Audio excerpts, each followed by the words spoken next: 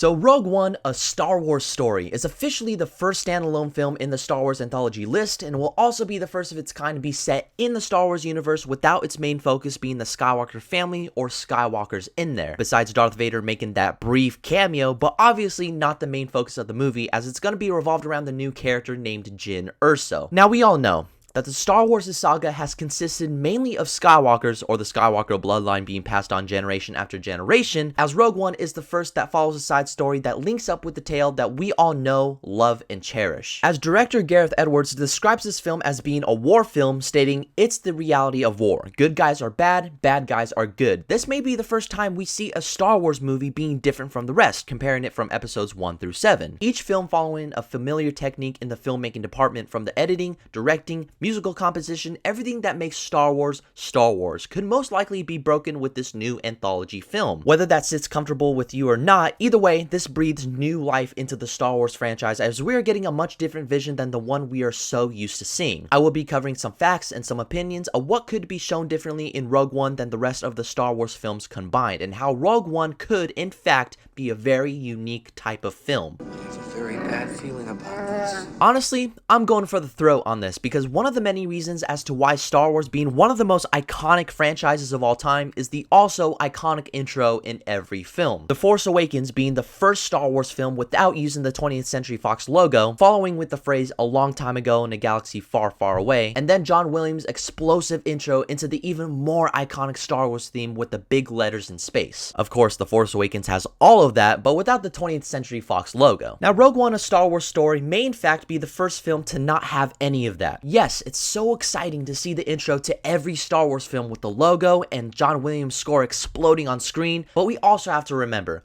the title of the film is going to be called Rogue One, A Star Wars Story, not Star Wars Rogue One, because if that wasn't the case, that would be an entirely different story. Gareth Edwards wants a fresh new take on Star Wars by capturing the realism of war, set in space of course, so him deriving to what we all know and love could be a time where fans could be upset, something they are so used to seeing and anticipating when we watch it in theaters. But if this were to happen, I wouldn't mind, honestly. It's a breath of fresh air to Star Wars, as it's technically a side story. All of that, of course, is theory on what could happen in Rogue One, but one thing that's happening for sure is we are getting an original score from a different composer. This is also the first Star Wars film that will not feature John Williams as the composer, but it will in fact be written by French composer Alexandre Desplat, who is known for works such as Harry Potter and the Deathly Hallows Parts 1 and 2, The King's Speech, The Grand Budapest Hotel, and many more under his belt. He has been given a huge task to compose music to a big franchise such as Star Wars, which is known as having one of the greatest movie scores of all time. John Williams, in my opinion, being the greatest film composer of all time, has set the bar for Star Wars music, and it's passed on to Mr. Desplat. Now this is that huge task for this composer. As we have seen in the trailer, him capturing the binary sunset theme in the slow piano tempo, we can see, of course, him grabbing those memorable scores but giving his own take on them, which that in itself isn't original, in which I understand, but this being a different composer, he will give his own take on his music for capturing the tone of Rogue One, which is again the realistic take on war feel, whereas Star Wars has the space adventure / opera vibe. Those are entirely different tones. I'm looking forward to Alexandre Desplat's score, as I feel it will be extremely different to what we are hearing. And speaking of hearing, there could be memorable phrases that has been passed on for close to 40 years now that will not be included in this film, such as "May the Force be with you," which could result to no possible Jedi even being involved in Rogue One. Remember, at this point in the movie, the Empire has risen to power and the Jedi are extinct because of Vader, the Emperor, and possibly Jar Jar Binks, destroying every last one of them. Vader never uses the phrase, "May the Force be with you," because that is a phrase only the Jedi use, whereas the Sith, or in this case Vader, he says, "Yeah, the Force is with you, but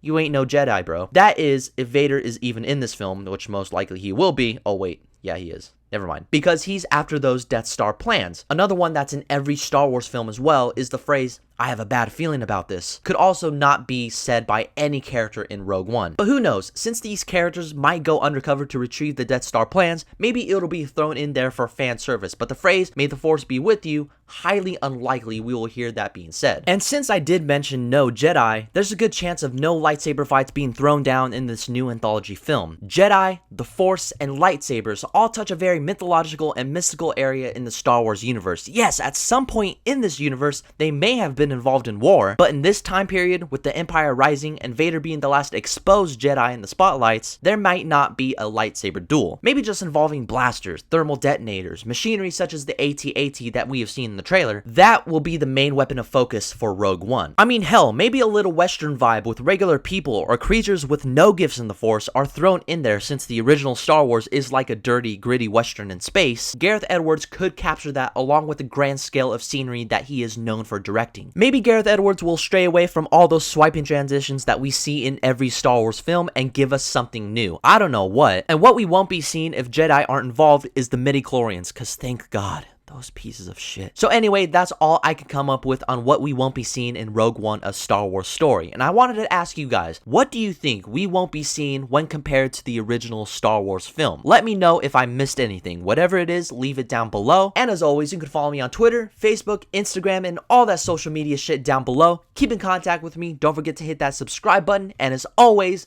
may the Force be with you.